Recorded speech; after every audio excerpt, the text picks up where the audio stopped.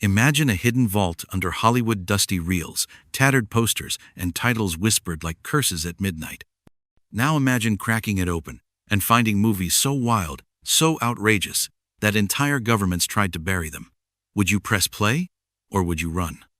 Welcome to the shadowy world of 1970s exploitation cinema, where nothing was sacred, everything was up for grabs, and one night at the theater could leave you permanently scared or strangely enlightened. Buckle up, because we're diving headfirst into 20 films that shocked, scandalized, and survived attempts to ban them from existence. Ready? This might just be your new midnight obsession. Pink Flamingos, 1972. If cinema has a sewer line, it probably leaks straight into John Waters' Pink Flamingos. Set in the grime of Baltimore, this movie doesn't flirt with bad taste state, French kisses it. Divine, the plus-sized, potty-mouthed drag queen, leads a family locked in a grotesque feud with rivals who literally kidnap women and sell their babies. And just when you think it can't get more depraved, Divine famously eats dog droppings on Camerano Movie Magic. Just raw shock. Audiences gagged, censors threatened prosecution, and John Waters mailed soap to British officials as a cheeky middle finger. Today, Pink Flamingos is a rite of passage for cult film lovers. You don't just watch it, you survive it. And weirdly, you might even love it for being so gleefully disgusting. Super Vixens, 1975. Russ Meyer's Super Vixens is like a cartoon strip you found soaked in neon paint and sweat. Every woman is an exaggerated bombshell, every man a slobbering buffoon, and violence bursts like confetti. The story? Barely matters. A farmhand named Clint is framed by a crazed cop and ends up on the run, hooking up with a parade of women with names like Super Soul and Super Cherry. Murders are so over the top they're funny like blood fountains out of a Looney Tunes episode. Critics were torn between calling it softcore trash or pop art genius. Either way, Super Vixens is loud, lewd, and the ultimate kaleidoscope of sex and absurdity. You'll either turn it off in 5 minutes, or watch wide-eyed till the end. Sugar Cookies, 1973. Now let's dip into something more seductive.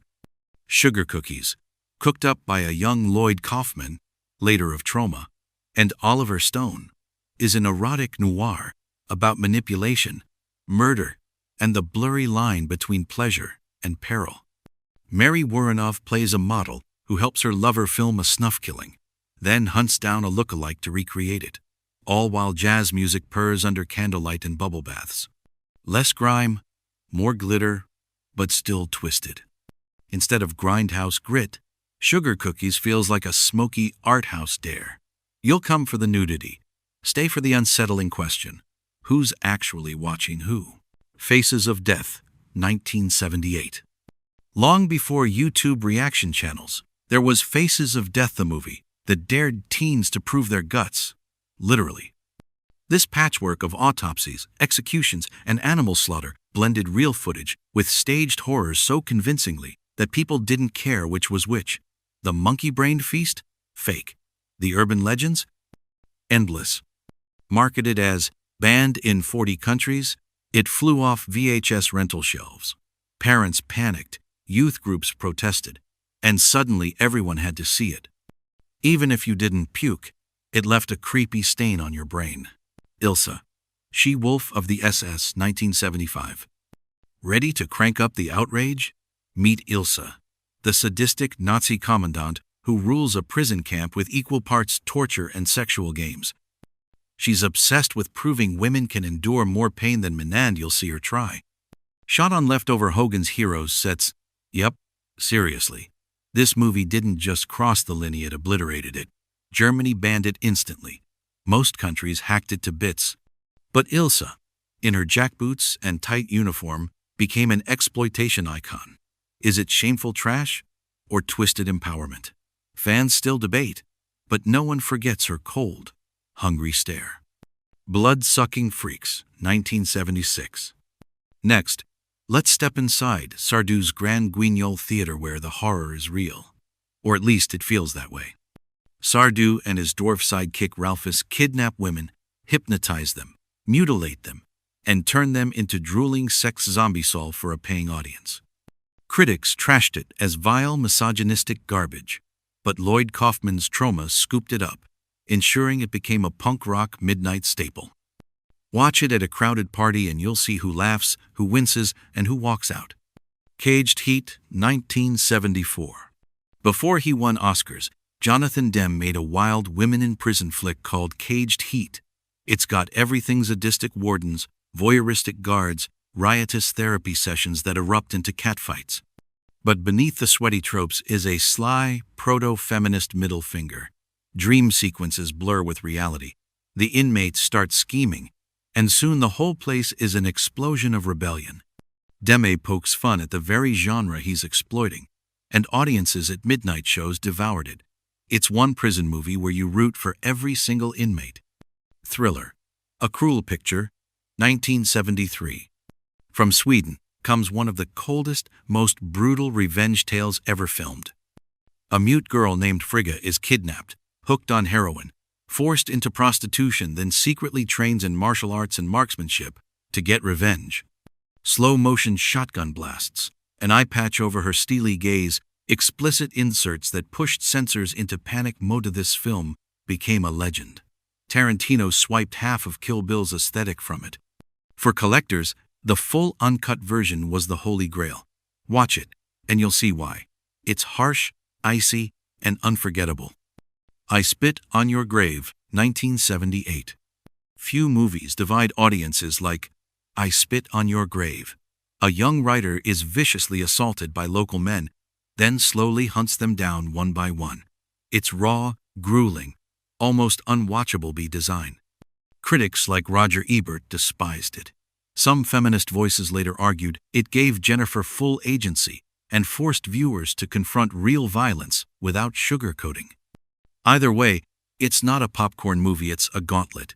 And once you've sat through it, it never really leaves your head. Hollywood Boulevard, 1976. Joe Dante and Alan Arkush's Hollywood Boulevard is like a sloppy love letter to every B-movie ever made. A fresh-faced actress gets hired at Miracle Pictures. If it's a good picture, it's a miracle, and is thrown into a chaos of recycled car chases, jungle catfights, and washed-up stars. It's part parody, part affectionate tribute, loaded with inside jokes for cinema junkies. The nudity and deaths come fast, but there's a wink behind every shot. By the end, you'll either be giggling or hunting down every Corman film it references. The Last House on the Left, 1972. Before Freddy Krueger, Wes Craven shocked the world with this relentless horror. Two girls looking for concert tickets get kidnapped by escaped convicts, humiliated and killed in harrowing realism. Then, fate flips. The killers hide in one victim's parents' home, only to discover cold-blooded vigilante justice. Chainsaws, shotguns, even dental drills. Audiences were shell-shocked. Posters begged them to repeat, "It's only a movie. It's only a movie." But few really believed it. Craven held a cracked mirror up to America, and it was horrifying. The Texas Chainsaw Massacre, 1974. It's almost poetic. The scariest movie ever made has hardly any blood. Tobe Hooper's masterpiece feels like a sunburned nightmare. The rattling metal doors, the roar of Leatherface's chainsaw, the grimy, sweat-soaked horror of it all. British censors refused to classify it. In America, drive-ins turned it into legend. 50 years later, film schools still dissect it, but nothing can quite capture the pure adrenaline panic when Sally runs through the woods as dawn breaks and Leatherface spins in fury. The Beast in Heat, 1977. Now we enter true video nasty territory. This Italian Nazi exploitation flick is infamous for sheer depravity. A sadistic Nazi doctor creates a feral, permanently aroused mutant she uses to terrorize prisoners. Random stock war footage is stitched in to pad the chaos. The violence is senseless, the story incoherent. It's not a movie you enjoy, it's one you survive. Collectors prize it precisely because it's so over-the-top, so tasteless, that it became exploitation folklore. Mention the title, and horror fans will flinch. SS Experiment Camp, 1976. Another Nazi camp nightmare, but with a marketing campaign designed to scandalize. The infamous postera naked woman crucified was banned outright. The film? Medical tortures, sexual experiments, attempts to breed a master race. British authorities seized and destroyed tapes. Germany refused release. Critics called it vile filth, but it still packed grindhouse theaters, precisely because it was taboo. Like many video nasties, it exists more as legend than film spoken of in horrified whispers among fans. Fight for Your Life, 1977. Imagine Last House on the Left, with racial powder kegs. 3 convicts, led by a hate-spewing white supremacist, invade a black family's home, unleashing a storm of slurs, humiliation, and violence. Audiences squirmed through the first 2 acts, then exploded in applause when the family turned the tables with biblical vengeance. Banned in the UK for decades, it's still a raw, nerve-shredding watch. A reminder that exploitation sometimes forces truths polite society can't handle. The Big Bird Cage, 1972. Pam Grier shines in this jungle prison romp. She fakes arrest to infiltrate a brutal women's prison run by sadistic guards, plotting an explosive rebellion. It's got everything: catfights in muddy pits, traitorous lovers, wacky sidekicks, and a funky soundtrack that refuses to let things get too dark. When the final riot comes, it's a joyous middle finger to every tyrant in a uniform. The Arena, 1974. Now picture Pam Grier again, but in ancient Rome. Sold into gladiator combat, she battles other enslaved women for a jeering crowd. Critics mocked its topless feminism, but audiences cheered, watching the women rise up, take arms, and unleash the lions on their tormentors. Feels like pulp poetry. Cheap sets, recycled props, big heart, and Pam Grier's fierce glare leading the charge. Lady Snowblood, 1973. From snowy Japan comes a revenge story, as elegant as it is violent. Yuki, born in prison, raised to kill the men who destroyed her mother's life. Every fight is an art piece: bright red sprays on pure white snow. Tarantino borrowed entire shots for Kill Bill. The haunting theme song, the cold resolve in Yuki's eyes. This isn't just exploitation, it's bloody ballet. Foxy Brown, 1974. Pam Grier again, this time as the ultimate avenging angel of blaxploitation. Foxy goes undercover as a high-class escort to dismantle a drug and prostitution ring from the inside. Along the way, she torches a limo, slices enemies with razors hidden in her afro, and struts away, leaving villains literally emasculated. Censors tried to cut it down, but they couldn't touch Foxy's fearless energy. That final walk past the cops, trophy jar in hand, is legendary. Blackula, 1972.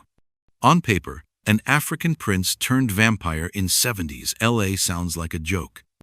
But William Marshall brings gravitas and tragedy to Blackula, turning what could have been parody into genuine horror with civil rights undercurrents. The gritty streets, funky soundtrack, and raw moments of racism give it unexpected bite. Critics smirked. Audiences, didn't they made it a hit? Today, it stands tall in black horror history. Conclusion. So, there you have it. 20 movies that society tried and failed to bury. Films that refused to behave, that kicked down moral fences and danced on the ruins. Which one would you dare watch first? Which would you brag about at midnight with your own circle of twisted friends? Drop your wildest grindhouse memories or recommendations in the comments. And if you want more hidden cinematic crimes against decency, hit like, subscribe, and keep your popcorn close. Because in the dark corners of film history, there are no rules, only legends.